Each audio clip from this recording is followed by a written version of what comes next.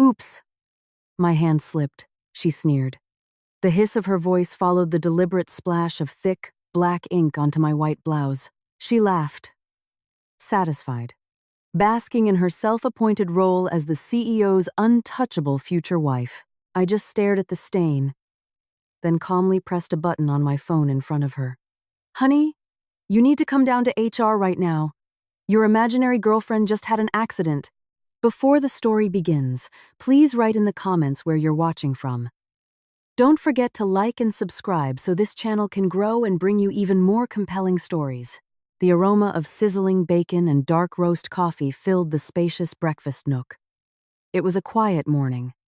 The only sound, the gentle clink of a fork against a porcelain plate. But Will's face was a mask of frustration, as if the weight of the world was resting on his broad shoulders. Eleanor, an elegant woman with her hair pulled back in a simple bun, placed a mug of coffee in front of her husband. She looked intently at the man she had been married to for 5 years. Will, if you keep furrowing your brow like that, you're going to get premature wrinkles. She teased gently, trying to lighten the mood. Will sighed heavily, setting his fork down. I'm at my wit's end, Ellie. The employee turnover report for this month is through the roof again. We're losing good people. And they're all leaving suddenly. The reasons on their exit interviews are always the same cliché, seeking new challenges. But I know something is wrong at headquarters. Eleanor pulled a chair out and sat beside him. Have you spoken to the HR director? What's her name again? Sharon? Hearing the name, Will rolled his eyes. That's the problem. Every time I ask Sharon, she gives me the same canned response. Don't worry, Mr. Thompson. They just have a weak work ethic. They can't handle the pressure of a top-tier company like ours. Sharon always has a smooth excuse, but my gut tells me she's hiding something. I want to launch an audit, but I need real evidence on the ground, not just numbers on a spreadsheet. A faint smile played on Eleanor's lips. A wild idea began to form. She remembered her life before marrying Will. She had been a highly respected external auditor. Her detective instincts suddenly kicked into high gear. Will? Eleanor said, her voice soft but full of meaning. That junior administrator position in the General Affairs Division. Has it been filled yet? Will frowned. No. Sharon said it's hard to find competent people. Why? Let me fill it, Eleanor replied with determination. Will choked on his coffee. What? Ellie, you're the CEO's wife. You want to be a junior admin? What if someone finds out? That's the key, Will. No one will know. I'll use my maiden name, Eleanor Vance. I'll change my appearance, dress down, wear glasses, no designer bags. Let me get in there and see what's really happening under Sharon's leadership. Think of it as undercover boss. Wife edition. Will looked at his wife doubtfully, but he knew her stubborn streak. Ellie, are you serious? The environment down there might not be as comfortable as you think. Give me 1 month, Will. Maybe less. If Sharon is the poison in your company, I'll find the antidote myself. But you have to promise me one thing. Eleanor looked her husband squarely in the eye. At the office, treat me like a stranger. No smiling, no greetings, no special treatment until I give you the signal. A smile, the first one that morning, finally broke across Will's face. He took her hand. All right, Detective Vance. But if a single person is rude to you, you report it to me that instant. I won't hesitate to tear that building down. Eleanor chuckled softly. Don't worry, honey. I can take care of myself. That morning, the husband and wife sealed their pact. Little did they know, this decision would trigger a massive storm at Apex Global Logistics, a storm that would drag an overconfident HR director into a pit of her own making. Monday morning in the lobby of the Apex Global Logistics Tower was bustling. Eleanor walked in with an appearance vastly different from her usual self. Her designer silk dresses were left in the closet. Today, she wore a plain, slightly oversized white cotton blouse, a knee-length black skirt, and flat shoes. Her beautiful hair was tied in a simple ponytail, and her face wore only a light dusting of powder. A pair of thick-framed glasses masked the sharpness of her eyes. She looked like the perfect, naive new hire. "Good morning. My name is Eleanor Vance. I have an interview and orientation today with Miss Peters," Eleanor said to the receptionist. The receptionist eyed Eleanor from head to toe with a slightly dismissive gaze. "Oh, the new girl. Have a seat on the couch over there. Miss Peters is just touching up. And keep it down." Eleanor suppressed a smile. Just the receptionist is already like this, she thought. She sat and waited. 10 minutes, 20 minutes. Then an hour passed. Eleanor deliberately didn't complain. She was gauging the discipline of the HR department. At precisely 10 a.m., the glass door to the HR department swung open. A wave of overpowering perfume preceded the person's arrival. Out walked a woman dressed in what Eleanor thought was more appropriate for a cocktail party than a logistics company. Sharon wore a low-cut, fiery red blouse, a tight leather miniskirt, and 5-inch stilettos that clicked loudly with every step. Her face was caked with heavy makeup, complete with dramatic false eyelashes and dark maroon lipstick. "Which one of you is Eleanor?" Sharon asked, her voice a high-pitched, affected drawl. Eleanor stood and nodded politely. "That's me, ma'am." Sharon scanned Eleanor with a deeply uncomfortable, judgmental stare. Her lip curled slightly. A very standard look, isn't it? Well, whatever. Mr. Thompson needs an admin. Get in." Inside Sharon's office, the atmosphere was more like a personal salon than a professional workspace. There was a large mirror, stacks of fashion magazines on top of work documents, and a large, framed photo of Sharon on the wall. "Sit," Sharon commanded without looking up, busy inspecting her freshly manicured nails. "Listen, Eleanor, rule number 1 here is to maintain your appearance, even if you're just a data entry clerk. Don't embarrass my division. Do you own any classier clothes?" Eleanor feigned a timid look. "I'm sorry, ma'am. These are my best clothes," Sharon snorted. "Fine. Your job is simple. Organize the archives, input data, and most importantly, never try to suck up to the executives, especially Mr. Thompson." Eleanor raised an eyebrow behind her glasses. "Mr. Thompson? Ma'am?" Sharon's face instantly changed, as if speaking of a personal possession. "Yes. Will Thompson, our CEO. He and I are, well, you could say we're very close. We have a special chemistry. So if Mr. Thompson walks by, you just lower your head. Don't even think about trying to flirt with him. He doesn't like provincial girls. He has a taste for class. Like me." Eleanor had to bite the inside of her cheek to keep from laughing out loud. "Oh, Will. Your taste has apparently taken a nosedive in this woman's eyes," she thought. "Yes, ma'am. I'll remember that." Eleanor replied obediently. "Good. Now get out. Find Dave in the corner over there. He'll teach you the technical stuff. I have an important meeting.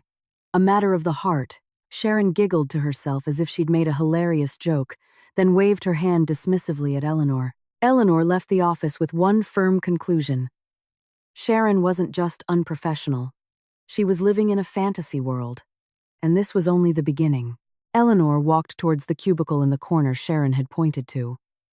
There, a man in glasses and a plaid flannel shirt was typing at lightning speed. His desk was overflowing with towering stacks of paper. "Excuse me, are you Dave?" Eleanor asked. The man jumped, nearly knocking over his water bottle. "Oh, yes. Wow, you startled me. You must be the new employee, Eleanor?" "Yes. Miss Peters sent me to see you." Dave let out a sigh that was a mixture of relief and pity. He quickly pulled over a wobbly, empty chair. "Sit down, Eleanor. Sorry about the chair. It's a bit rickety. All the good ones were taken for Her Majesty's office." "Her Majesty?" Eleanor asked innocently. Dave glanced around to make sure no one was listening, then whispered, "Miss Peters. Who else? That's what we call her when she's not around." "Welcome to hell on earth, Eleanor." Eleanor smiled warmly, trying to dig for more information. "Is it really that bad?" She seemed very assertive during the interview. Assertive? Please, Dave scoffed quietly, opening a file on his computer. She only cares about two things, her makeup and chasing after Mr. Thompson. You see this monthly report? Dave pointed to a mountain of paper. She's supposed to approve it, but she dumps it all on me. If there's a mistake, I'm the one who gets yelled at. If the results are good and the board praises it, she's the one who steps forward and says, "Thank you. This is the result of my hard work." Eleanor's blood began to boil. This was exactly what Will had suspected. Gross negligence of duty. "And what about Mr. Thompson?" Eleanor prodded. Miss Peters mentioned they were close. Dave let out a bitter laugh. Close in her dreams, maybe. Mr. Thompson is a straight arrow. He rarely ever comes down to this floor unless it's for an inspection. But Sharon, oh, man, one time, when Mr. Thompson was walking through the lobby, Sharon accidentally spilled her coffee to get his attention. You know what he did? He called for housekeeping and kept walking. The whole office saw it. It was so embarrassing. But the next day, Sharon was telling the interns that Mr. Thompson was so caring he personally called a janitor for her. Eleanor nodded, storing every piece of information. So, Mr. Thompson doesn't respond to her at all? Not a chance. They say he's a very devoted husband. His wife is rarely seen, but the rumor is she's brilliant and beautiful. That's why we're all so confused by Sharon's confidence. Just be careful, Eleanor. Sharon despises any female employee who is even remotely attractive. She'll find a reason to target them. Dave paused, looking at Eleanor. You seem down to earth, so you might be safe, but you still need a spine of steel to work here. If you can't take it, let me know, okay? Don't bottle it up. Eleanor felt a genuine sympathy from her new colleague. Dave was the type of honest employee crushed by a toxic system. Don't worry, Dave, Eleanor thought. Your suffering won't last much longer. Thank you, Dave.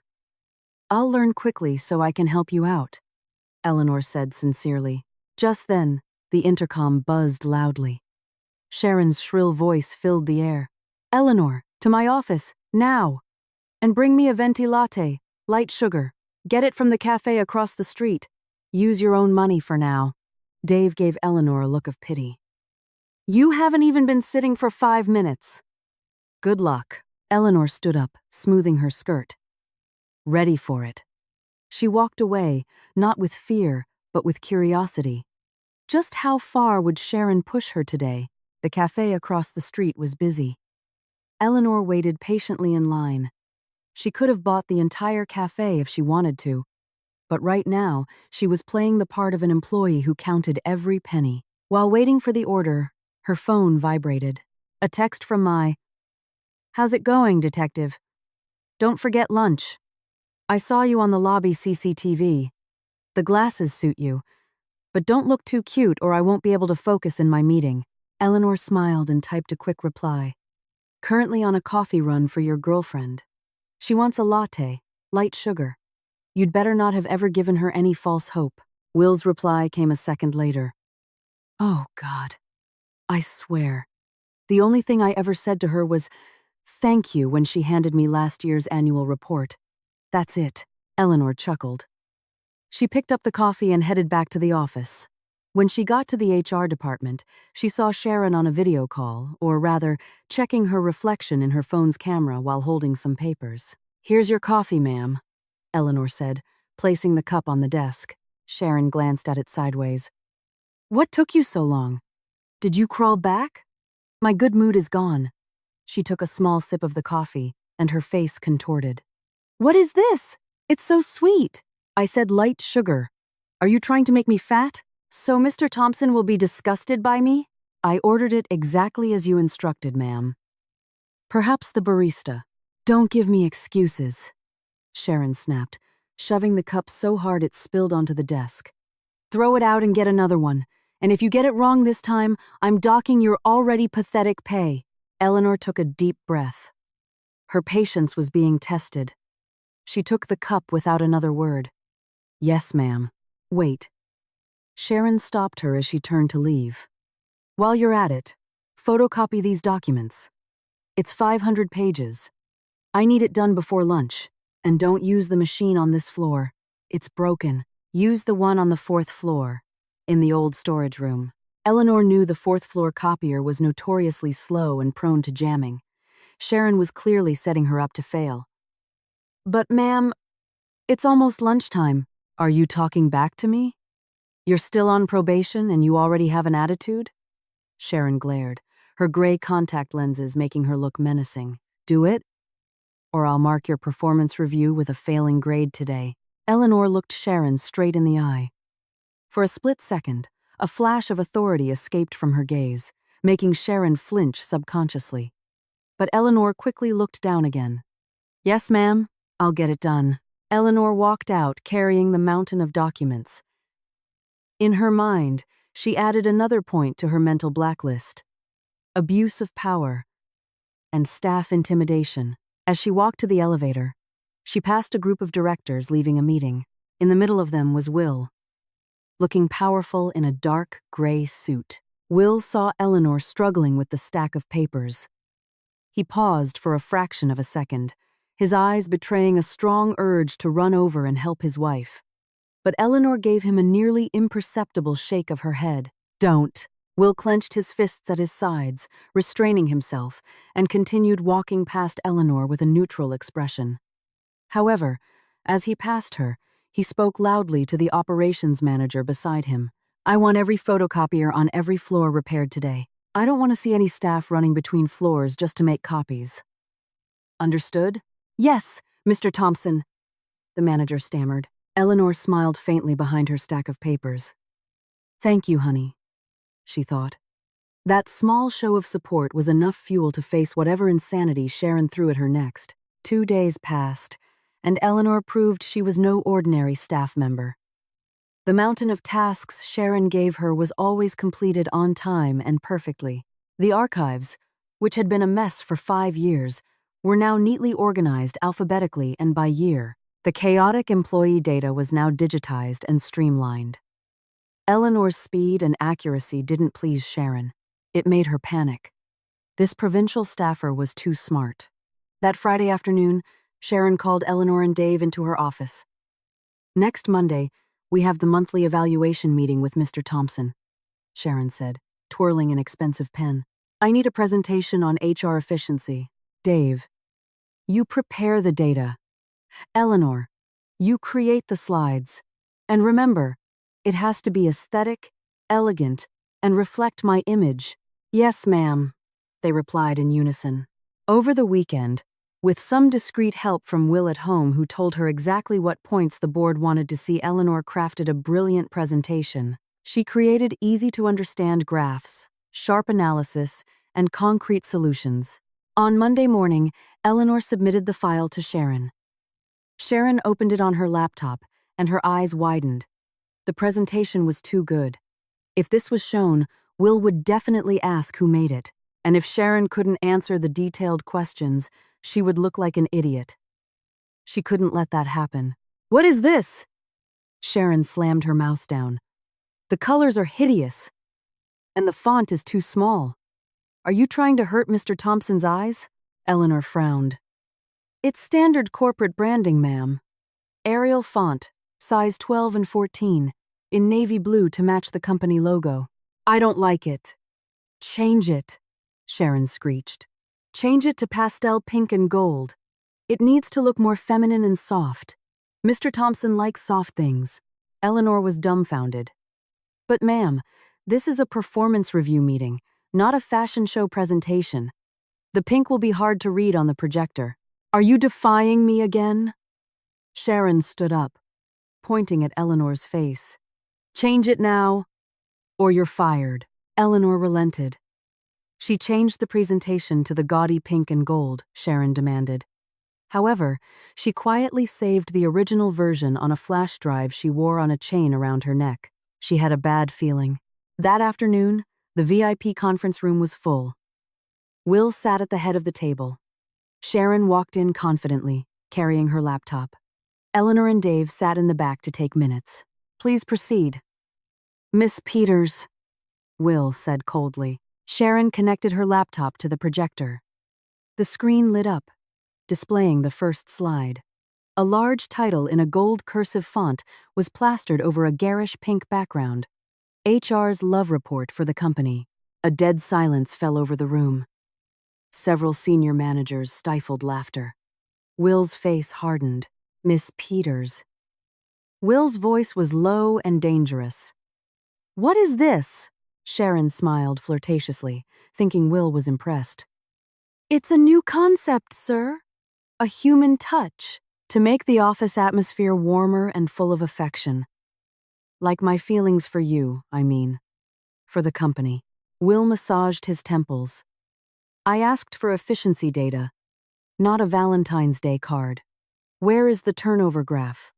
Where is the cost of recruitment analysis?" Sharon started to sweat. She clicked to the next slide. It was filled with animations of flowers and selfies of Sharon with staff who had been forced to pose with her. Captioned, "Teamwork makes the dream work." The actual data was tiny and unreadable, obscured by decorations. "The data is here, sir." "It's just a bit artistic." Sharon tried to defend herself. Cold sweat beginning to melt her foundation. "Artistic? This is garbage," Will cut in sharply. "You are wasting my time and the time of the other directors. Turn that projector off." Sharon turned pale. She glanced back, shooting a murderous look at Eleanor, as if blaming her for the tacky design. "I'm sorry, sir," Sharon said, her voice trembling. This was the fault of my new staff member, Eleanor. She made these slides. I told her they were awful, but she insisted. You know how it is, sir. People from small towns have low-class taste." Dave's jaw dropped at the blatant lie. Eleanor remained silent, her expression calm. Will stared at Sharon. Then his gaze shifted to Eleanor in the corner of the room. A flash of anger lit his eyes, not at Eleanor, but at Sharon's audacity in scapegoating his wife. "Oh, so this is your staff's fault?" Will asked flatly. "Yes, sir. Eleanor is very stubborn. I will give her a formal warning after this meeting."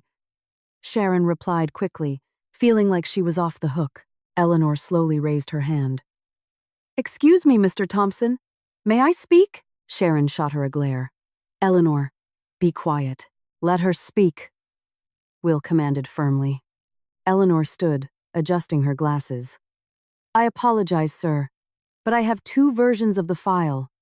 The version Miss Peters requested this morning with the feminine theme, and the original draft I created based on corporate standards. If you would permit me, may I show the other version?" Sharon panicked. "That's not necessary. Mr. Thompson is a busy surd. Go ahead, Eleanor. Plug in your flash drive," Will said, ignoring Sharon. Eleanor walked to the front and plugged in her drive. The screen changed. An elegant blue layout, sharp graphs, comprehensive data, and brilliant analysis appeared on the screen.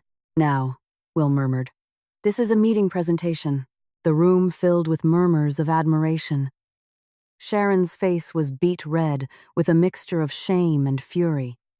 She had just been humiliated by the new girl she considered provincial, and worse, she saw Will look at Eleanor with an expression of pride.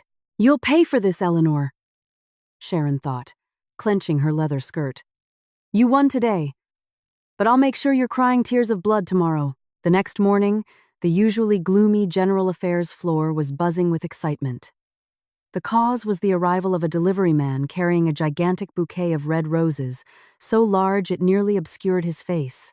"Excuse me, flower delivery for the most beautiful woman on this floor," the delivery man said, out of breath. At the floor's reception desk, the female staff immediately started whispering. Sharon, who had just stepped out of her office to get water too lazy to ask the office boy that day, snapped her head around. Her eyes lit up instantly. "Oh, they're finally here," Sharon exclaimed with immense confidence. She strode over, the sound of her heels echoing on the tile floor. Eleanor, busy at her cubicle, only glanced up briefly. She knew exactly what those flowers were. The night before, Will had asked her, "Do you prefer red roses or white lilies for the desk?" Eleanor had replied, "Red roses." She just didn't expect him to send them to the office instead of home. These are for me, Sharon said, snatching the bouquet from the deliveryman's hands before he could even read the tag. One moment, ma'am, the deliveryman said, hesitantly checking his notes. This is addressed to— No need to read it. Sharon cut him off. Who else is the most beautiful and powerful woman here but me? Besides, I already know who sent them. She hugged the flowers, inhaling their scent dramatically, then glanced towards the staff cubicles with a triumphant smile. Oh, Mr. Thompson is just so romantic. I told him not to send things to the office. It causes gossip. But you know how love is. What can you do? Dave, sitting next to Eleanor, choked on his water. He quickly covered his mouth. Eleanor, he whispered. I swear I'm going to be sick. Are those really from Mr. Thompson? Eleanor smiled mysteriously and typed a message on her phone. Honey, the flowers have been hijacked by the First Lady. Her phone vibrated a second later with Will's reply. Oh my God, just let her have them for now. I put the card in a sealed envelope tucked inside. It says, Have a great day, my amazing wife. I'll give you a foot rub tonight. She's going to have a heart attack when she reads that. Eleanor stifled her laughter. She watched as Sharon busily took selfies with the flowers from every possible angle. Mr. Deliveryman, Sharon called out. What's the sender's name on there? It must be W or W. T. For William Thompson, right? The deliveryman scratched his head. Ma'am. It just says, From your secret admirer. There's no name. See! Sharon cheered. A secret admirer. That must be our code so his wife at home doesn't find out. Will must have sent these discreetly. He's so sweet. Sharon then carried the bouquet into her office, placing it right in the middle of her desk and shoving aside important documents as if they were trash. A few minutes later, Eleanor walked past Sharon's office on her way to the restroom. She saw Sharon tearing open the small envelope tucked among the roses. Eleanor slowed her steps. Curious to see the reaction, Sharon read the card, her brow furrowed. She flipped it over and over. Have a great day, my amazing wife, she mumbled, just loud enough for Eleanor to hear. Sharon's face went from confused to a cynical smile. Ah, classic Will, she said to herself, her voice audible since her door was ajar. He must have made a typo. He meant to write future wife. Or maybe this is his new pet name for me. Oh my God, he already thinks of me as his wife. This is a huge step forward. Eleanor shook her head in disbelief. This woman's delusion had broken through the stratosphere. She continued to the restroom, looking at her reflection in the mirror as she washed her hands. Patience, Eleanor, she told her reflection. The higher she flies on her imagination, the harder she'll fall. But the flower incident triggered something else in Sharon. Her soaring self-confidence made her feel even more entitled to trample on others, especially Eleanor, whom she saw as an eyesore ruining her aesthetic office. A week after the flower incident, Eleanor's workload was tripled. Sharon seemed to enjoy watching her work overtime alone while everyone else had gone home. But Eleanor never complained. All the work was finished flawlessly. This only enraged Sharon more. To her, a subordinate who was too competent was a threat, not an asset. That afternoon, Sharon gave her an urgent task. Eleanor, she yelled from her doorway. I need the catering vendor contract file from last year. It's in filing cabinet number 3, bottom drawer. Look for the yellow folder. Yes, ma'am, Eleanor replied promptly. Eleanor went to the file room. She opened the specified drawer. It was empty. She checked the other drawers. Nothing. She searched the entire cabinet. The yellow folder was gone. Eleanor returned to Sharon's office. I'm sorry, ma'am. I've searched the entire filing cabinet. The yellow catering contract folder isn't there. Sharon glared, taking off her reading glasses. What do you mean it's not there? I put it there myself last week. Are you calling me a liar? Not at all, ma'am. Perhaps it was misplaced or borrowed by another division. Sharon slammed her fist on the table. Excuses! You were probably too lazy to look, or maybe you lost it. That's a critical document, Eleanor. If we lose it, We can't renew the contract for employee lunches. Do you want to be responsible for 200 people in this building going hungry? Sharon's loud voice drew the attention of other staff members. Dave and a few others looked over with worried expressions. I will look again, Eleanor said calmly, though she was certain the document wasn't there. Find it. Don't go home until you do. You're so careless, Sharon cursed. Eleanor returned to the file room and took a deep breath. She knew this was one of Sharon's games. As a former auditor, Eleanor had a sharp, photographic memory. She remembered seeing that yellow folder just 2 days ago when she was organizing the archives. And yesterday afternoon, she saw Sharon go into the file room with a large tote bag just before leaving for the day. Eleanor didn't panic. She took out her phone and sent a short text to the head of building security, a trusted contact of Will's who knew about her undercover operation. Mr. Henderson, please check the CCTV for the third-floor file room yesterday at 5:15 p.m. Who went in and what did they take out? 5 minutes later, a short video clip was sent to Eleanor's phone. The video clearly showed Sharon entering the room, looking around nervously, taking the yellow folder from the bottom drawer, stuffing it into her tote bag, and then walking out. Eleanor smiled coldly. Got you. However, she decided not to expose her just yet. That would be too easy. She would play this game. Eleanor returned to Sharon's desk empty-handed. Still haven't found it? Sharon asked mockingly. See, this is what happens when we hire carelessly. This low-quality HR is what gives me a headache. No, ma'am. But I remembered our catering vendor is Flavors and Feasts. On my own initiative, I just called them and asked for a digital copy of the contract to be sent to the office email. It arrived 5 minutes ago. I've already printed it and placed it on your desk, Eleanor replied, gesturing to a neat stack of papers on Sharon's desk. The sneer on Sharon's face vanished. You? You called the vendor directly? Who gave you permission to be so presumptuous? I figured what you needed was the data for the renewal, not the physical paper itself. So I found the fastest solution to save you the headache, Eleanor answered diplomatically. Besides, when an original document goes missing, it's usually because someone accidentally took it home. Maybe you should check your bag, ma'am, just in case. Sharon's face turned beet red. She felt checkmated. Eleanor's words were polite but hit their target perfectly. Sharon reflexively glanced at her tote bag under her desk. Are you lecturing me? Sharon stammered. Get out!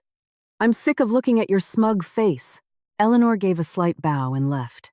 Back at her cubicle, Dave gave her a discreet thumbs up from under his desk. Wow, Eleanor, he whispered. You're the first person to ever make Sharon speechless. Usually, we just cower and cry. People like her are only afraid of 2 things, Dave. Eleanor replied softly as she organized her desk. Facts and authority. She has neither. News that Will was going to conduct a surprise inspection of the HR and General Affairs floor spread like wildfire.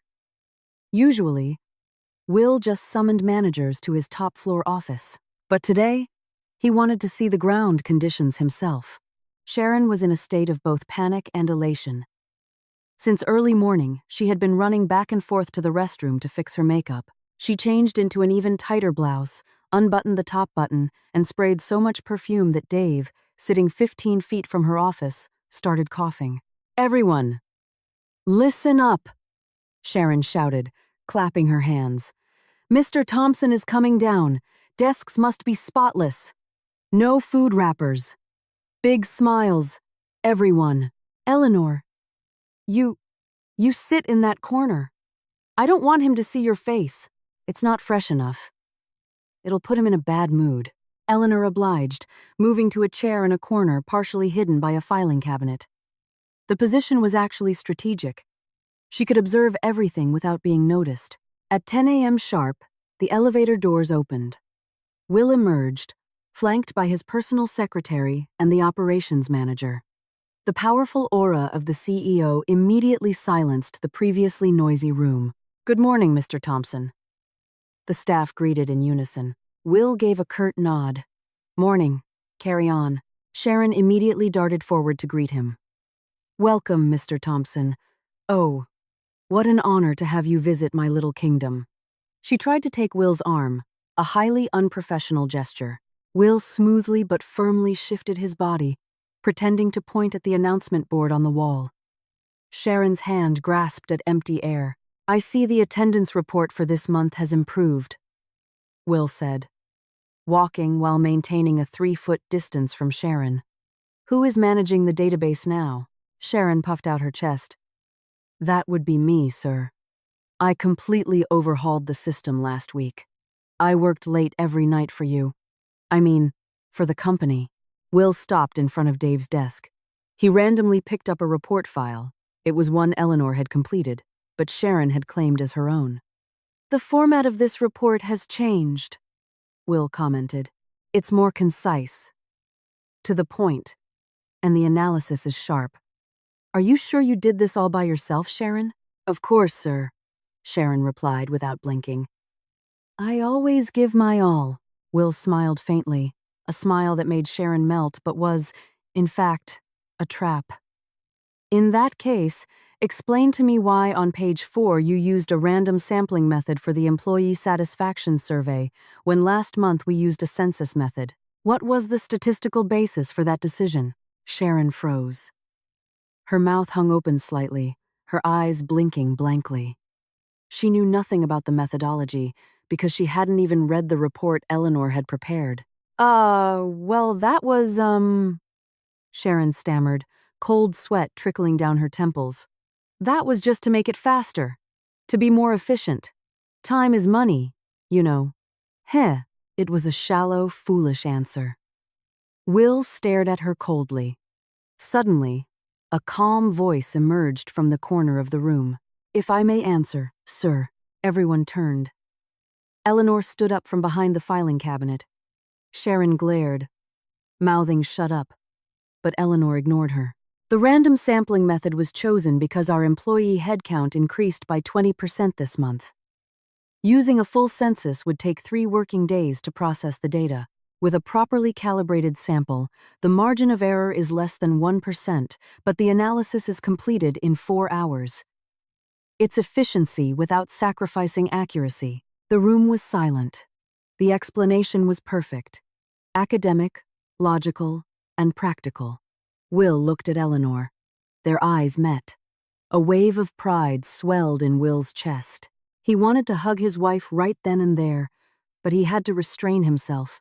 "And your name is?" Will asked, feigning ignorance. "Eleanor, sir." "The new administrative staff. An excellent explanation, Eleanor," Will said, then turned to Sharon with a piercing gaze.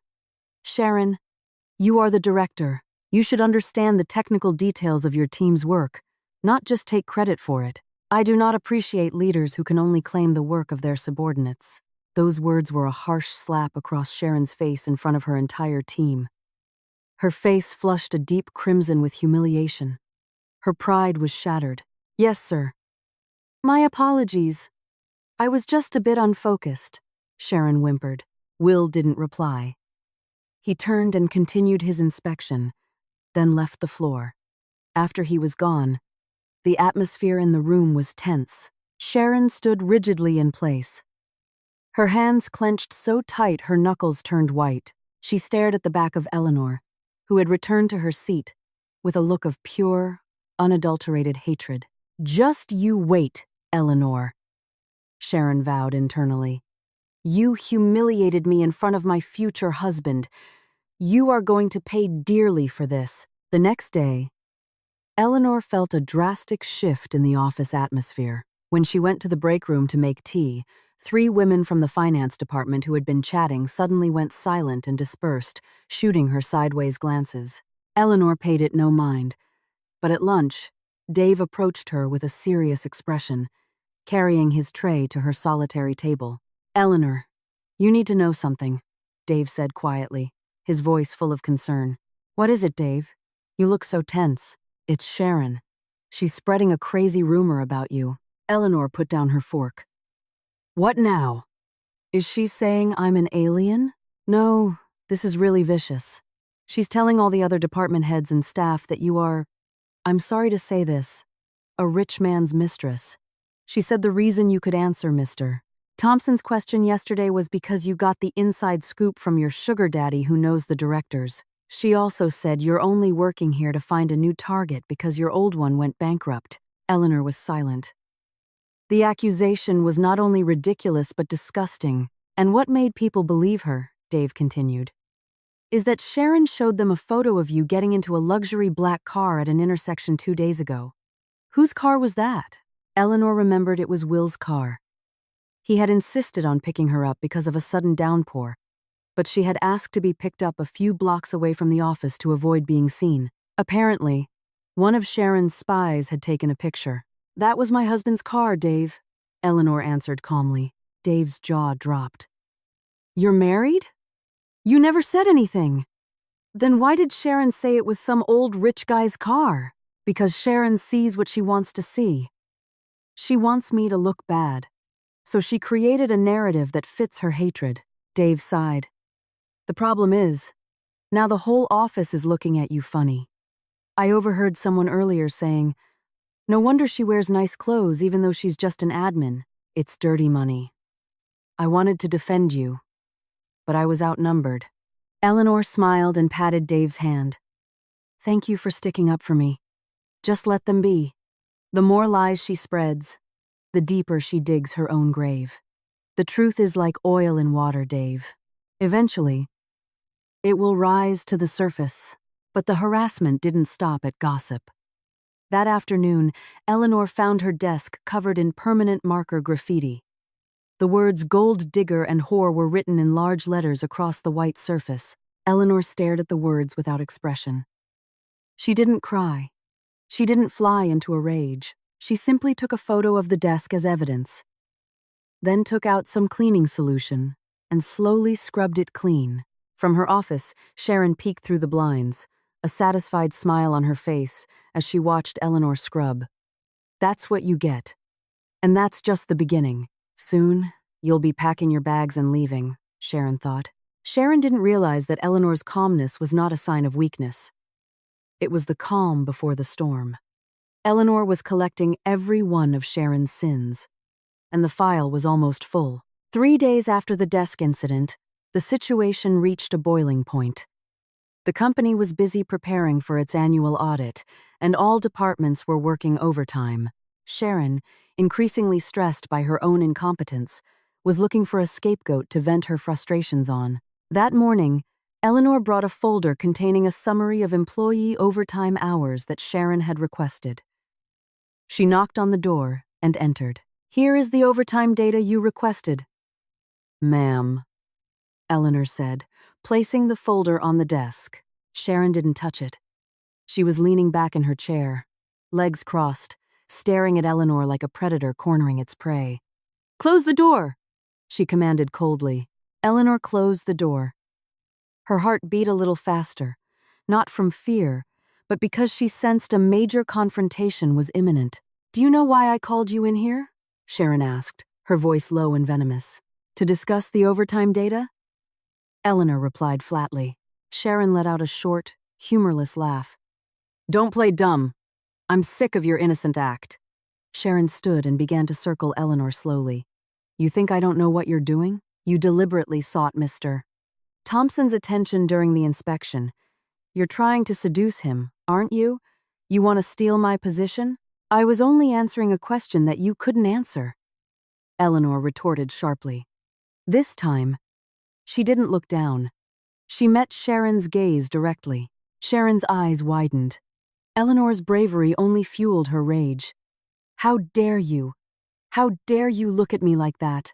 I am your superior. I am the future wife of the owner of this company. Sharon shrieked, her voice rising an octave. Just so you know, I've already prepared your termination letter. I can make up any reason I want. Poor performance, insubordination, theft. Sharon picked up a heavy stapler from her desk, toying with it in her hand as if she wanted to throw it.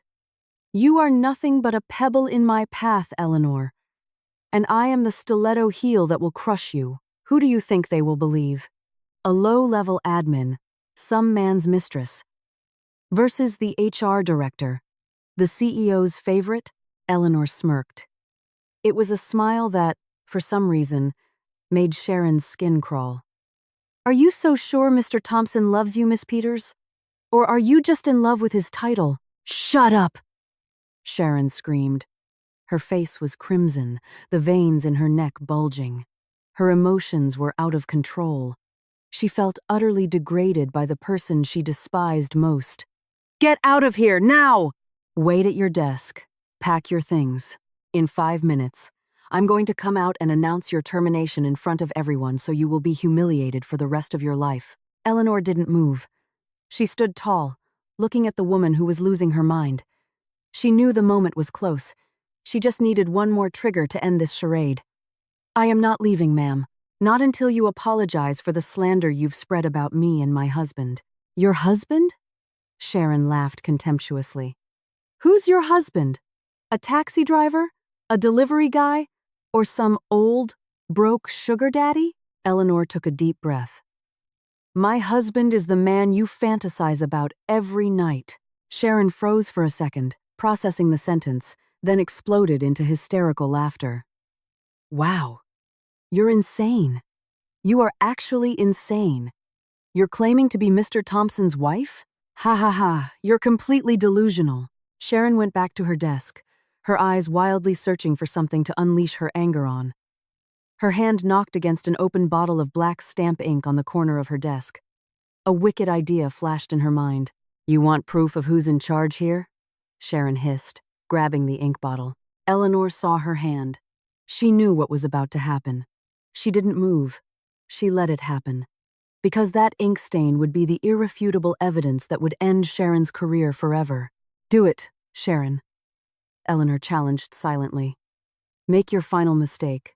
Sharon strode forward, ink bottle in hand, a malicious grin on her face. The normally cool HR director's office suddenly felt hot, burning with tension.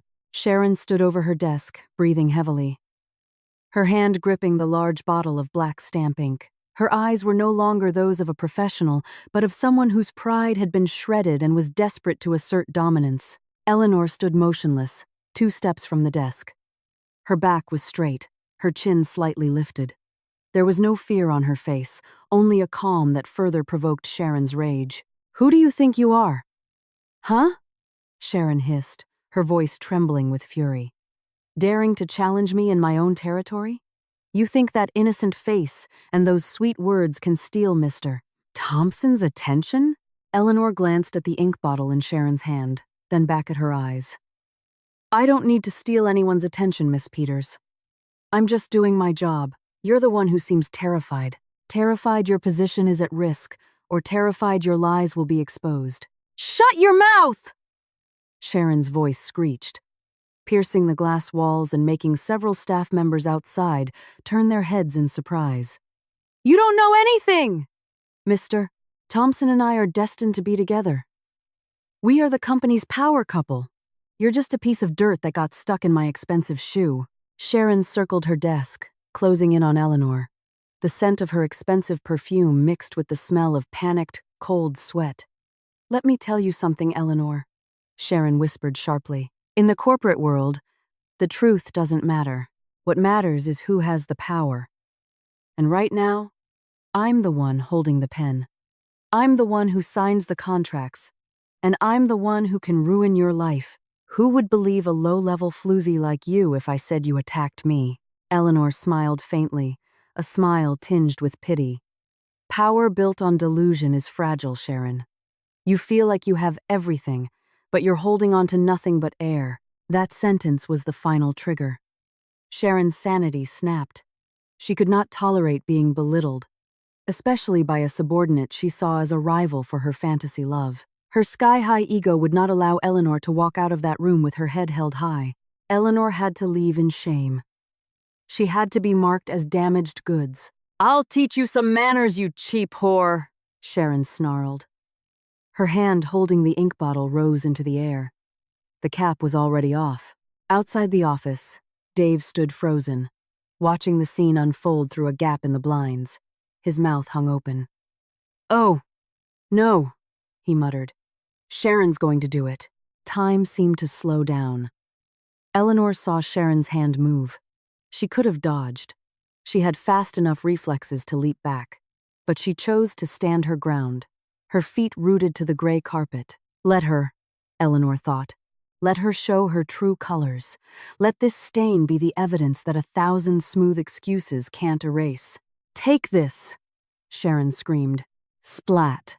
The black, viscous liquid shot out of the bottle, hung in the air for a split second, and landed squarely on Eleanor's chest.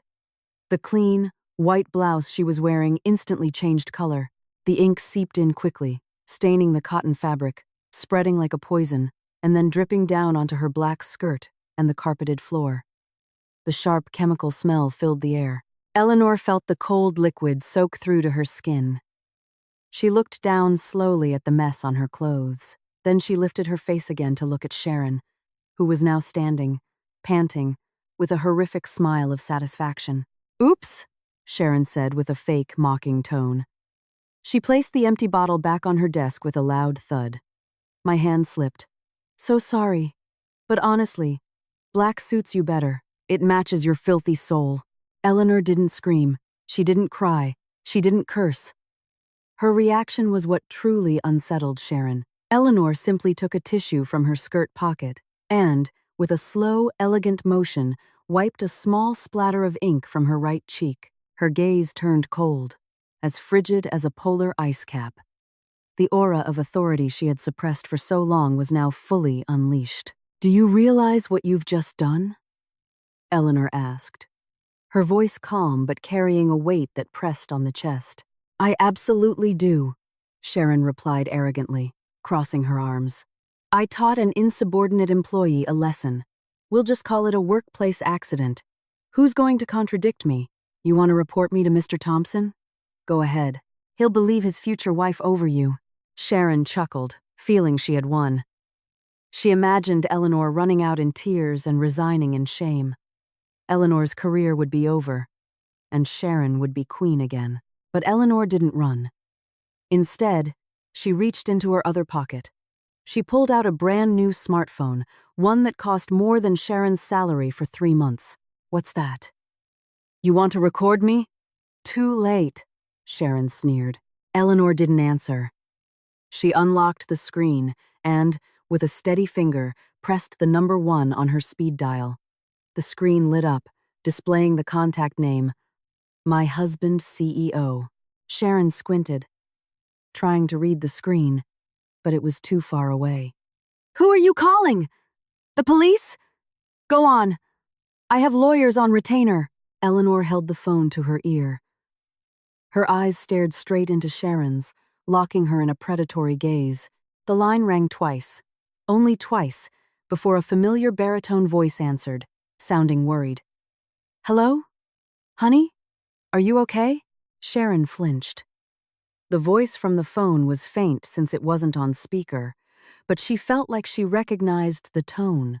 Eleanor took a breath and spoke in a clear, loud voice, delivering the line she had prepared for this very moment of judgment. "Honey, you need to come down to HR right now. Your girlfriend just poured ink all over my shirt." Silence. Sharon's world stopped spinning. Eleanor's words echoed off the walls. "Honey, your girlfriend." From the other end of the line, a shocked voice could be heard, this time loud enough for Sharon to hear a frantic shout. "What? Ink? I'm right by the elevator. Don't move. I'm coming right now." Click. The line went dead. Eleanor lowered her phone, gripping it tightly. She looked at Sharon, whose face had turned as white as a sheet of paper. The red on her lips now stood in stark contrast to her blood-drained skin. "You!" Sharon stammered, her voice barely a whisper. "Who did you call?" "My husband," Eleanor replied flatly. "Don't be ridiculous." Sharon tried to laugh, but only a pathetic, choked sound came out. "Who is your husband? The security guard? The janitor?" Eleanor took one step forward. Sharon took one step back, her legs bumping into her own chair. "My husband," Eleanor said with heavy emphasis, "is the man you have been claiming as your boyfriend. The man you've been using as a shield to bully other people. William Thompson. Lies! Sharon shrieked hysterically, covering her ears. Mr. Thompson is single. He belongs to me. You must be his mistress. You're a homewrecker. You're insane. We'll see who's insane in a moment, Eleanor replied coldly. Just then, a commotion could be heard from outside the office. The sound of heavy, hurried footsteps. The beep of a high-level access card being swiped. The main door to the HR division was thrown open. All the staff, who had been trying to work, jumped to their feet in shock. Dave practically leaped out of his chair. Standing in the doorway was Will. The young CEO's appearance was disheveled. His tie was crooked, his suit jacket was open, and his face was red with unbridled rage. Behind him, 2 security guards and his personal secretary ran, struggling to keep up. "Where is she?" Will roared, his voice thundering through the entire floor. His eyes scanned the room, passing over the terrified faces of the staff, and landed on the glass walls of the HR director's office. There, he saw a sight that made his blood boil. His wife, Eleanor, was standing tall, her white blouse half stained with black ink. And in front of her, Sharon was cowering in a corner. Without another word, Will strode through the crowd of staff. His steps were so forceful that the draft from his movement blew papers off Dave's desk. The murderous aura radiating from him was so intense that no one dared to breathe. Will kicked open the door to Sharon's office, sending it flying into the wall with a loud bang. Sharon screamed, her body slumping into her desk chair. "Mr. Thompson," she whimpered. A foolish glimmer of hope appeared in her eyes. She thought maybe, just maybe, Will had come to save her from this crazy woman. But that hope was shattered when Will didn't even glance at her.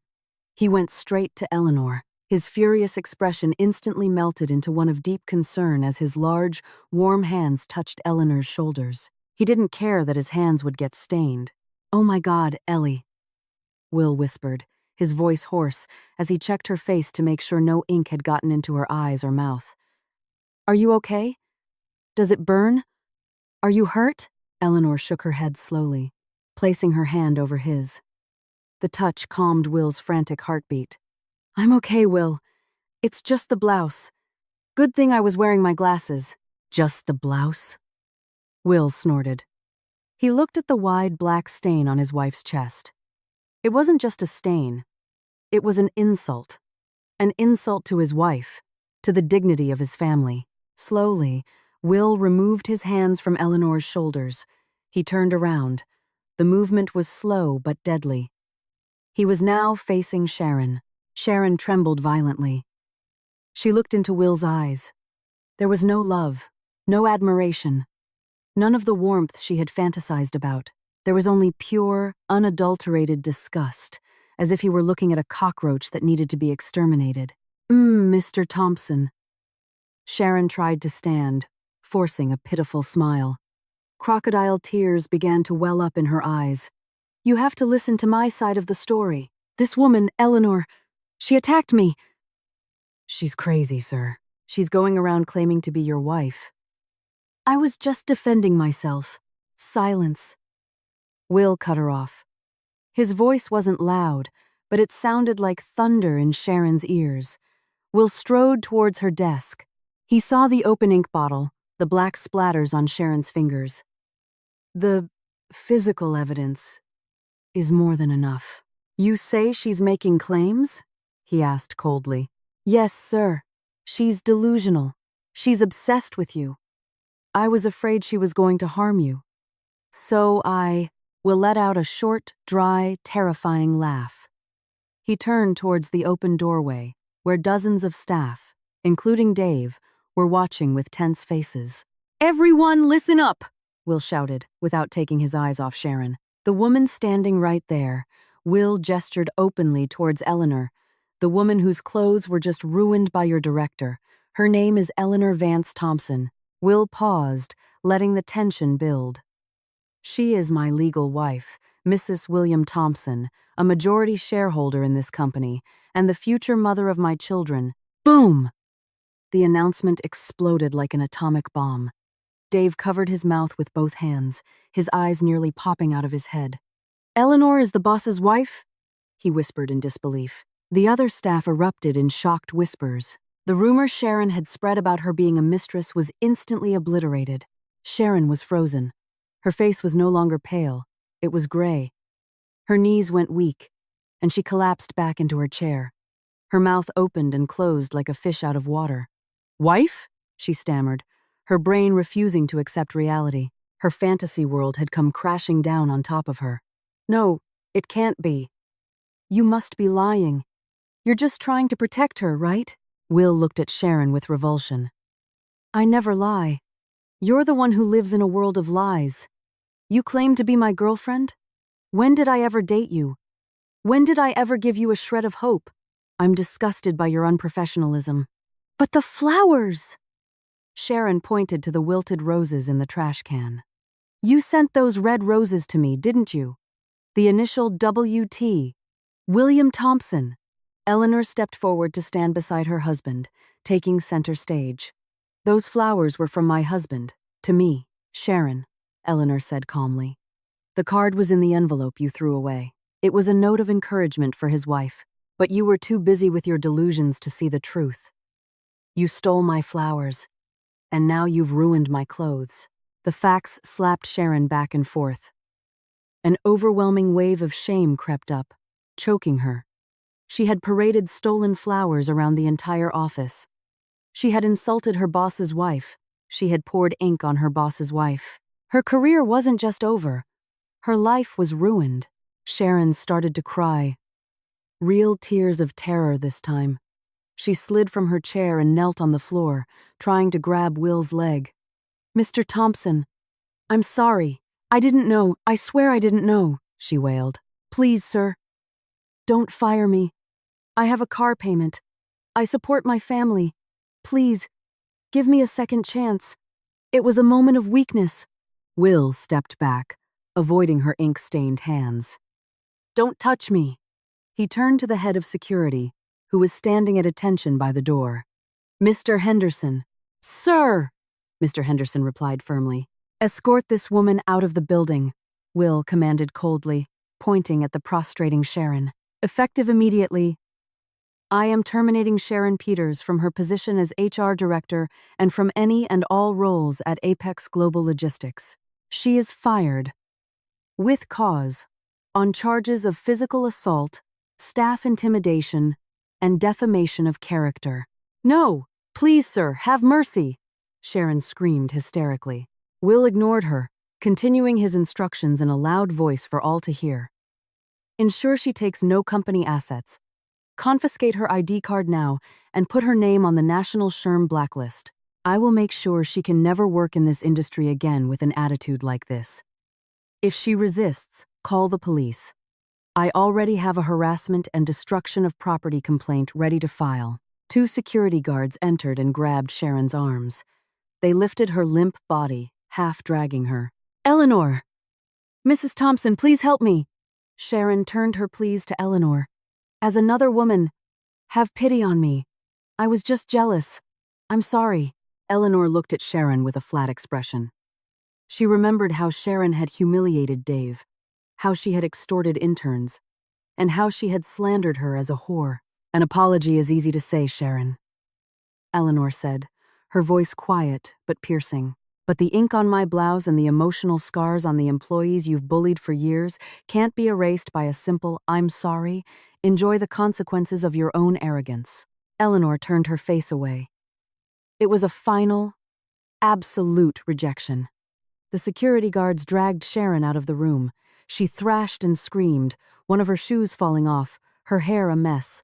"I'm the CEO's girlfriend! You can't do this to me! Let me go!" "Will!" Her delusional shouts faded as the elevator doors closed. A profound silence fell over the HR floor. All eyes were on the husband and wife standing in the middle of the room.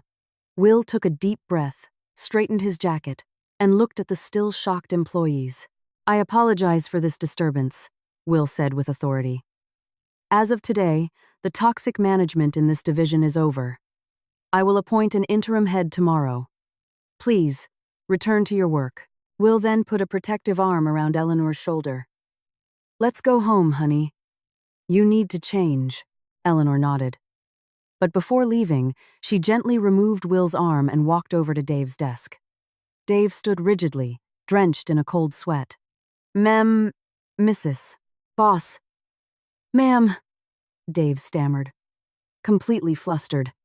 Eleanor smiled warmly. The same genuine smile she had as a regular staff member. Just call me Eleanor when no one's around, Dave. And thank you for being a good lunch buddy and for defending me when I was being slandered. You're a good person. Dave felt like he was about to cry with relief and emotion. You're welcome, Mrs. Thompson. Oh, and one more thing, Eleanor added, glancing at Will. Will, Dave here does excellent work. That report the board praised yesterday? Dave prepared all the data. I think he would be a great candidate for the new assistant director position. Will smiled and nodded at Dave. I will certainly consider it. Have your updated resume ready, Dave. Yes, sir. Thank you, sir. Thank you, ma'am, Dave exclaimed joyfully. Eleanor and Will walked out of the HR department, hand in hand. In the hallway, Will whispered, So, Detective Vance? Case closed? Eleanor looked at the black stain on her blouse and then smiled with satisfaction. Case closed. Suspect is in custody. Now, where's my detective fee? I want a new blouse. I'll buy you the whole store. Will replied, laughing as he kissed the top of her head. They stepped into the private CEO elevator, leaving the dark past of the HR division behind them and heading towards a much cleaner future. The morning sun shone brightly through the glass walls of the Apex Global Logistics lobby, as if the universe itself was celebrating the lifting of the dark cloud that had long hovered over the company. For the employees bustling about, however, this morning felt different. There was a tension mixed with a thrilling curiosity in the air. The gossip about the ink incident and the firing had spread through every corner of the building, from the janitorial staff in the basement to the executives on the top floor. At 8:30 a.m. sharp, a gleaming black sedan pulled up to the main lobby entrance. Normally, only Will would emerge from that car, but this time, the driver first opened the rear passenger door. A pair of elegant, cream-colored stiletto heels stepped onto the marble floor. Then, a woman emerged, who took the breath away from everyone who saw her. It was Eleanor. But not Eleanor, the junior admin who always wore oversized blouses and thick glasses. Today, Eleanor appeared as her true self, Mrs. Eleanor Thompson. She wore an elegant navy blue blazer dress, the company's official color that fit her perfectly. Her hair was styled in beautiful, flowing waves. Her face was adorned with natural yet assertive makeup that highlighted her classic beauty. The nerdy glasses were gone, replaced by a sharp, confident gaze. Will got out from the other side, smiling proudly, and took his wife's hand. They walked into the lobby together. Lucy, the receptionist who had once made Eleanor wait for an hour, now stood frozen behind her desk. Her face was pale, her hand trembling as she held the phone receiver. Eleanor stopped directly in front of the reception desk. She slowly removed her sunglasses. Good morning, Lucy, she greeted, her tone friendly but with an undeniable air of authority. Good morning, Mrs. Thompson. Lucy stammered, utterly confused about what to call her. Cold sweat trickled down her forehead as she remembered how rude she had been on Eleanor's first day. Mrs. Thompson is fine, Eleanor said with a small smile. Oh, and please make sure guests aren't kept waiting for an hour anymore just because a director is touching up. A guest's time is valuable. Lucy swallowed hard, nodding quickly like a bobblehead doll. Yes, of course, Mrs. Thompson. Please forgive my rudeness that day. I truly had no idea. You're forgiven. Just do your job professionally from now on, Eleanor replied succinctly. Will and Eleanor continued towards the executive elevator. Along the way, employees who passed them immediately lowered their heads respectfully, greeting them with a genuine politeness that was a world away from the fear they had shown Sharon. Inside the rising elevator, Will chuckled. You're enjoying this, aren't you? A little, Eleanor admitted, straightening her husband's tie. But this isn't about a power trip, Will. It's about restoring standards. They need to learn to respect people out of admiration for their integrity, not out of fear of being yelled at. I agree, Will said, his expression turning serious. Ready to survey the shipwreck on the HR floor? Eleanor nodded firmly. Absolutely. We're going to clean out every last bit of trash Sharon left behind. The elevator doors opened to the HR floor. A quiet atmosphere greeted them. There were no more sounds of Sharon's shouting or the intimidating click-clack of her heels. However, the remnants of yesterday's chaos still lingered. Dave, who had arrived earliest, immediately stood up straight when he saw them. His face was beaming as if he'd just won the lottery. Good morning, Mr. Thompson. Mrs. Thompson, Dave greeted loudly. Morning, Dave, Will replied. Gather the entire team in the conference room, now. We're starting a new era. Eleanor glanced toward Sharon's former office. The door was closed, sealed with yellow internal audit tape. It was the most beautiful sight she had seen all morning. The false queen had fallen, and now it was time for the real one to clean up the mess. The cleanup began. Eleanor was all business. She appointed an independent audit team, led by Mr. Davis, a notoriously meticulous senior forensic accountant, to tear apart all the records from Sharon's tenure. Eleanor personally supervised the process, sitting in the very chair Sharon once occupied, but with a vastly different aura. Dave was appointed as her temporary assistant to help navigate the digital files Sharon had tried to hide. Mrs. Thompson, Dave called, pointing at a computer screen. You have to see this. In a hidden folder named Personal, I found last year's recruitment data. Eleanor moved closer, her eyes narrowing as she read the screen. Will's suspicions were correct. Sharon wasn't just incompetent.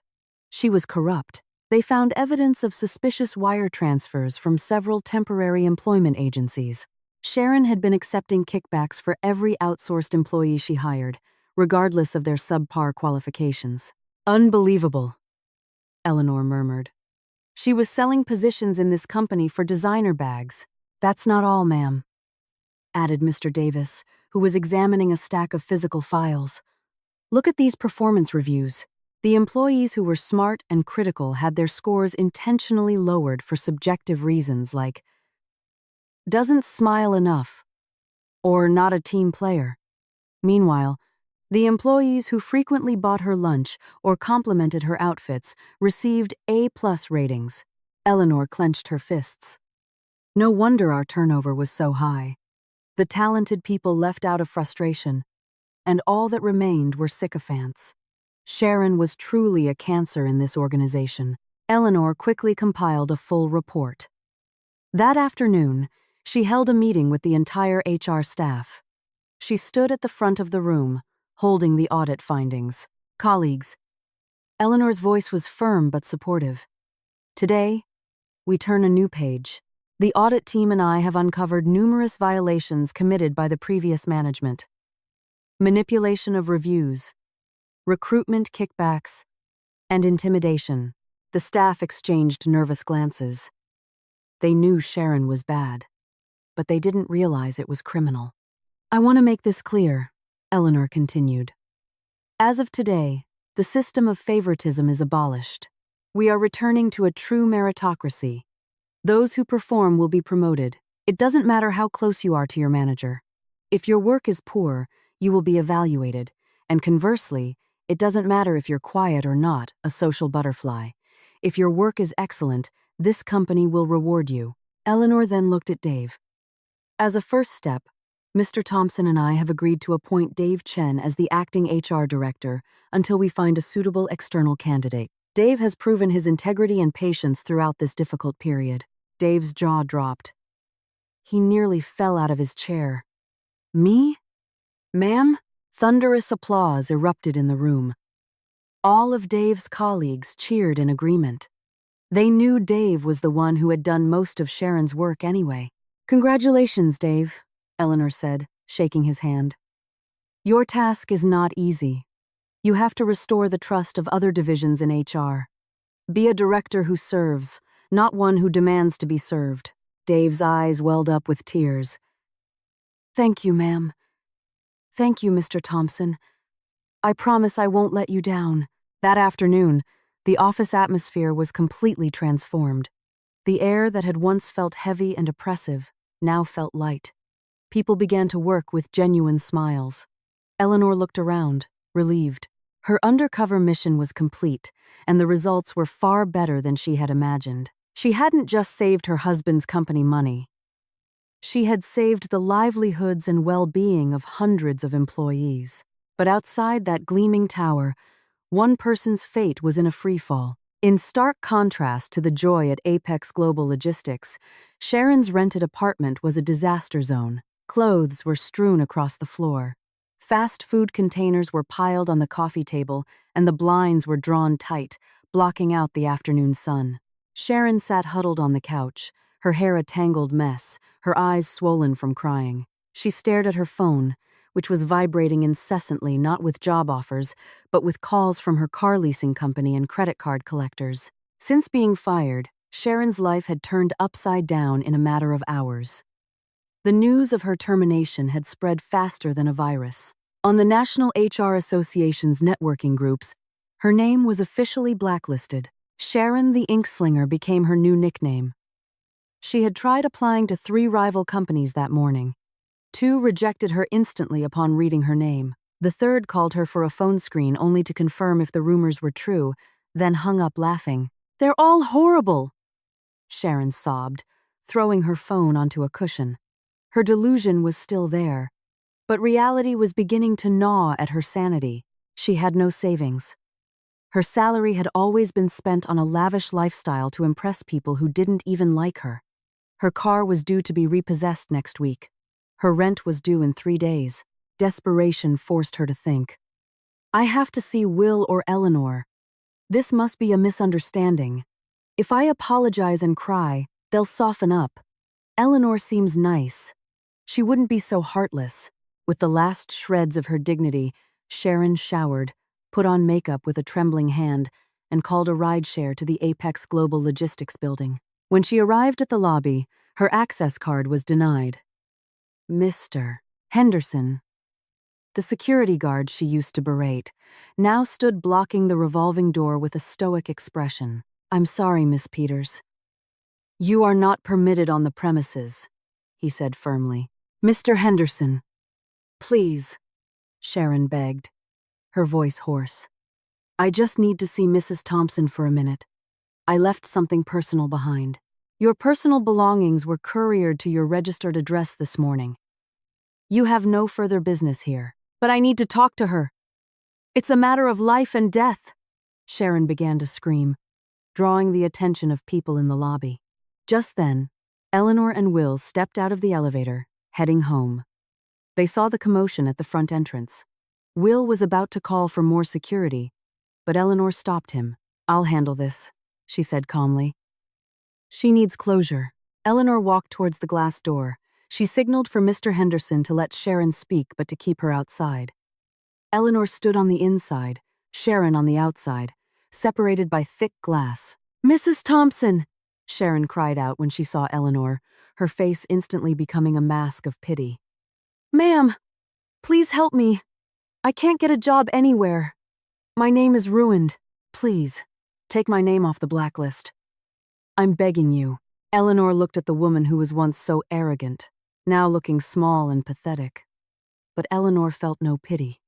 She remembered how Sharon had mercilessly destroyed the morale of her staff. "Sharon."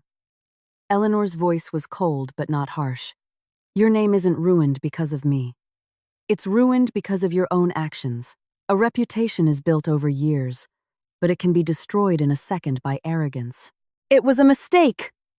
I promise I'll change. Give me any position, ma'am. I'll even be a junior admin.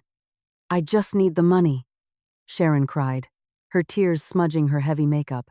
"This company is not a charity for people who lack integrity," Eleanor replied firmly. "You committed fraud, Sharon. We have the proof. You took kickbacks from temp agencies. We should have reported you to the police. But Mr. Thompson decided that firing you was enough. That was an extraordinary act of mercy." Sharon's eyes widened. She never thought they knew about the kickbacks. "My advice: Eleanor continued, looking straight into Sharon's eyes, is to stop looking for shortcuts. Sell your car, sell your expensive bags, pay off your debts, and start a new life. Honestly, maybe in another city where no one knows you. But do not ever expect to come back here. Eleanor turned to leave. Mrs. Thompson, you're so cruel. I hope you get what you deserve. Sharon screamed in desperation, reverting to her spiteful nature. Eleanor stopped, turning her head slightly. Oh, I already have, Sharon. I have a wonderful husband, a healthy company, and a clear conscience. You are the one who is currently getting exactly what you deserve. Enjoy it. Eleanor walked back to Will, who was waiting for her with a proud smile. They left Sharon slumped on the sidewalk, weeping over a fate she had written for herself in black ink. 3 months passed. The soul of Apex Global Logistics had been transformed. On the HR floor, the once grim cubicles were now filled with lively discussion. Dave, now officially the permanent HR director after proving his stellar performance, had implemented an open-door policy. Anyone could come to his office to talk or offer suggestions without fear of reprisal. That afternoon, Eleanor came to have lunch with Will and stopped by Dave's office. "Afternoon, Mr. Director," she greeted, knocking on the open door. Dave shot up from his seat, his face beaming. He looked sharper now, in a slim-fit shirt and a modern haircut, but his friendly, humble smile was the same. "Mrs. Thompson, please, come in." "What a nice surprise. Just checking in," Eleanor said, sitting in a guest chair. "How's the new employee training program going?" "Excellently, ma'am," Dave said, handing her a tablet with a graph. "Ever since we eliminated the special recommendation system, the quality of our new hires is outstanding. They're innovative and enthusiastic. Productivity is up 15% this month, and most importantly, our employee satisfaction score is the highest it's been in 5 years. People are happy to work here." Eleanor smiled, satisfied. "That's wonderful to hear. By the way, you're not planning on hanging a giant photo of yourself on the wall like Sharon did, are you?" she joked. Dave burst out laughing. "Oh, God, no, ma'am. I replaced that wall with a whiteboard for the team to brainstorm ideas. It's much more useful." "That's the answer I was hoping for," Eleanor said. Leaving Dave's office, she passed by a divisional secretary carrying a tray of coffee. "Afternoon, Mrs. Thompson," the secretary said cheerfully. "Ma'am, thank you so much. Since the new policies, I was finally able to take my full maternity leave without worrying about pay cuts. My husband sends his regards to you and Mr. Thompson. You're very welcome. Just focus on your new baby. The team here has it covered," Eleanor replied warmly. She walked towards the elevator with a full heart. She realized that true power wasn't about how many people feared you, but about how many lives were made better because of your presence. Sharon chose the path of fear and ended up alone. Eleanor chose the path of humanity and earned unbreakable loyalty. The toxic culture was gone, washed away like an ink stain, in the strongest bleach, integrity. That night, the Dallas skyline sparkled. On the rooftop of a private restaurant overlooking the city lights, Will and Eleanor were enjoying a romantic dinner. Will raised his glass of sparkling cider. "To my incredible wife, the best detective, the toughest auditor, and the most beautiful woman in my life." Eleanor laughed, clinking her glass against his. "And to my patient husband, who was willing to pretend he didn't know his own wife for a secret mission." "You know, Ellie," Will said, "when you called and said she poured ink on you, my heart stopped. I thought she'd thrown acid on you or hit you. That's why I ran down there like a madman. I'm sorry I scared you," Eleanor said softly. But it was the only way to completely shatter her delusion. She had to see for herself that her fantasy boyfriend would choose the low-level admin over her. "It was very effective," Will admitted. "By the way, do you still have that white blouse?" "I do," Eleanor replied. "I had it framed. It's hanging in my home office." Will choked on his steak. "Seriously? Why?" As a reminder, Eleanor said, her expression turning thoughtful. That black stain reminds me that power and wealth are a responsibility. If we're not careful, we can become like Sharon, feeling so powerful that we lose touch with reality. That stain is a symbol of self-destructive arrogance. Will was quiet for a moment, absorbing her words. He took her hand across the table. I'm so lucky to have you, Ellie. You're not just my partner. You're my moral compass. Without you, Apex Global Logistics might just be a soulless money-making machine. We're a great team. Eleanor squeezed his hand. You're the captain, and I'm the navigator. As long as we're together, we can face any storm or any crazy manager. They laughed together. A sound of pure, unburdened happiness. So, Will asked teasingly, any plans for another undercover mission next month? I hear the finance department could use an audit. Eleanor shook her head, dabbing her mouth with a napkin. No way. I'm retired from being a junior admin. The pay is terrible, and you get bossed around all day. I much prefer being the CEO's wife. I can shop whenever I want. And my husband is handsome. You're such a gold digger, Will teased. I'm just being realistic, honey. Realistic? Eleanor replied with a wink. The night ended warmly. Beneath the vast Texas sky, the story of the delusional director, the decisive CEO, and his brilliant wife came to a close. A costly lesson had been learned. That the truth, though it may sometimes be delayed or stained with ink, will always shine brighter than any lie in the end. And for Eleanor, that ink stain was no longer a mark of filth, but her most beautiful medal of victory.